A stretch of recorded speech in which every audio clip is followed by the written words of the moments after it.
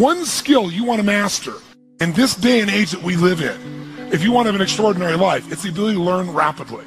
Because today, there is more opportunity to do more things, learn things, create things, experience things than any time in human history.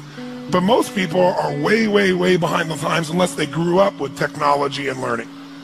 So I would like to start this morning by showing you the strategy for learning. What is learning? So if we take a human being, and this will be a drawing of a human being so you can see that again I majored in art. Magnificent, isn't it? So if we take a human being and we want to be able to have them learn something, what is learning? Well, learning is the creation of, and here's the key word, of a relationship. Whenever you learn something, all you're really doing is creating a relationship between two things. So if I want to learn something, say, how do I learn this? It's not figuring things out. That's how most of us think of learning. Learning is not figuring things out. Learning is the creation of a relationship between two things. Something you already know, the known. Something you already know, it's in your head already, you understand it. And a relationship between the known and the, what would you guess? The unknown. Because the minute you link something you understand to something you don't understand, you now understand what you didn't understand. Let me give you an example to become much more clear. The best teachers throughout human history were teachers that used metaphors or similes. I don't know what your religious belief is, but I'm not here to tell you what to believe religiously. But I personally am a Christian, and there are a lot of great teachers, and Christ clearly is one, because thousands of years later, here are these great teachings. When Christ wanted to teach fishermen how to bring people to the Christian church, did he say, I want you to go out and be a headhunter? Did he say, I want you to go out and recruit Christians? Did he use the word recruit, yes or no? No, because they have no reference. There's nothing related to recruit to them. But since they were fishermen, he said, I want you to become fishers of men. And instantaneously, they understood the entire process of recruiting. What do? You throw a little bait out, if they start to bite, reel them in, right? They understood the entire process because he related something they wouldn't have understood, like how to recruit somebody for a church, to something they already understood, something they already knew. How many follow this? Say aye. How many of you saw the movie Dances with Wolves with Kevin Costner? Did you like it? It's been a long time. Now, do you remember in that movie there was a scene where Kevin Costner meets these three Indians for the first time? He's sitting in his own little camp, and these three Indians come in on horseback. Do you remember that? And it's the first interaction with the Indians. And it's kind of a tense moment, because he doesn't know if they're going to attack or what they're going to do. And they come up, and they're just standing there. And he looks up at them, and they look at him, and there's this moment of silence. And all of a sudden, the Indian goes, ha, and he searched 10 million files and goes, nope, no gnomes in there. Right? And the other Indian goes, oh, so ha, ho ya man, no ho ya ma. And he's like, I don't know, right? So he says, well, hello, how are you? And they hear, they search their files and find nothing. So then he does something really smart. He starts doing this. He bends over like this, takes his fingers like this, and he starts moving his leg like this. It goes, buffalo, buffalo, buffalo. And the one Indian looks at the other Indian and he goes, he's been drinking too much fire water. Remember?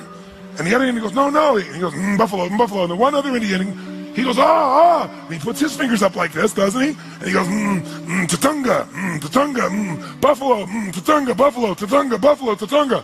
What happens? He now knows tatunga is, and they know buffalo is. Immediately there's learning, because he figured a way to get across something they both knew, they both seen on the plains, and linked to something they didn't know, tatunga or buffalo, depending upon their life experience. Now, whenever you don't learn, it's because someone is trying to teach you in a different way. And the different way is, I was a good student in school. I liked learning. Until I got to junior high school, where I liked all subjects until I got to there, when math became algebra, geometry, and trigonometry. Because when I got there, I totally hated it. So I had no motivation to really learn it. And with no drive to learn something, you don't. But then secondly, since I wasn't driven, it was also the class that usually had the most homework. And if you didn't end the homework and you came in the next day, it was like being in a foreign language class. The hypotenuse of XYZ over, and all I'm hearing is, my brain's searching, going, I don't know what that is. So then I would raise my hand to ask a question, which is not a good thing to do in that environment. So I'd say, well, what is a hypotenuse? And they go, oh, that you don't know? That's really like you don't know. So if you want to learn something, if you're not learning, it's not that you're not smart. It's not that you can't figure it out. It's that the person is explaining it using references you don't have. So I've learned things like quantum physics. I've learned things like nuclear power from physicists. And I'll say, okay, explain to me how that's like an orange, right? How's that at least like a solar system? Something I understand. And sure enough, once they make that linkage, you got it. You understand the relationship. You understand what things are. So this morning, I want to share with you strategies, but I'll do it by using more of a known. So why don't you write down strategies real quickly as the definition was given to us when I was learning. A strategy is a set of neurological impulses organized into a specific syntax which shapes emotional, biochemical, behavioral responses to such an extent that the stimulus response is consistent. That's how they described us what strategies were. And so we were lost about halfway through the third sentence. And so what happens is when you can't figure it out, then you go in your head, I can't figure it out, what does he mean, what's going on? And then you're gone because you get out of state of being able to learn. So that's why I took 4.5 days. So I'll give you a simpler definition. A strategy is nothing but a specific way of organizing your resources. It's a specific, underline specific, it's very important, it's a specific, it isn't general. A very specific way of organizing your resources in order to, keyword, consistently get a very specific result. So it's a specific way of organizing your resources in order to consistently, not once in a while, consistently get the result you want. Now, what is a resource? Well, it depends on the environment you're using a strategy in. Is time a resource, yes or no? For getting the results you want in your life, yes or no? Is human emotion a resource? Yes, if you use anger, are you going to get different results than if you use joy? Is your physiology a resource for creating that emotion, yes or no? What about the pictures you make in your head? Is that a resource? Is what you say a resource? Words a resource, yes or no? Sure. So there's unlimited resources, but the way you organize those resources determine whether you're broke or rich. Your time, your mental focus, your attitude, the way you work or don't work, where you spend money or don't spend money. See, it's not can you be rich or poor, it's your strategy. The problem is most people are unaware of what their strategy is. Most people have an excellent strategy for having too much month at the end of the money. Excellent strategy, and it's very effective, and it consistently produces that result, doesn't it? How many have ever mastered that strategy in your past? Say aye. But if you organize your resources differently, can you always have an abundance of money, yes or no? Sure can, but it starts with the resources, what's going on here and here, because that's what determines all your other behavior. If we change your mental and emotional pattern, it'll change the way you earn, it'll change the way you spend, it'll change the way you do everything. So the ultimate strategies are mental and emotional, because they shape everything else. See, if you're fit or fat is a strategy. You may not be doing it consciously, but there's some way you specifically organize what you eat, when you eat, how much you eat, whether you move or not, how you move, how you sleep. See, all those things determine whether you're fit or fat, whether you got low energy or high energy.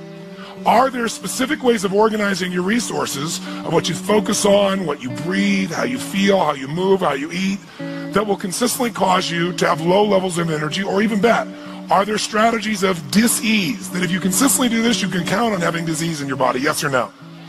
Are there strategies of energy and health, yes or no? We're going to focus on those tomorrow. So there's strategies for anything. Are there strategies for having consistent passion and love in an intimate relationship, do you think, yes or no? And are there strategies that will cause you to constantly be pissed off or sad? Yes, focusing on yourself as a focus tool is an example. Using your body in a certain way, thinking about things in a certain way.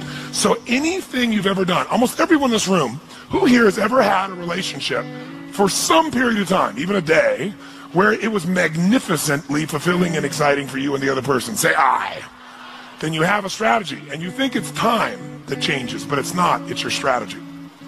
So the secret this morning is identifying what is it that you do when you succeed, and then doing just that when you want to succeed each time. It's like once you know the buttons, you hit those buttons and make it happen.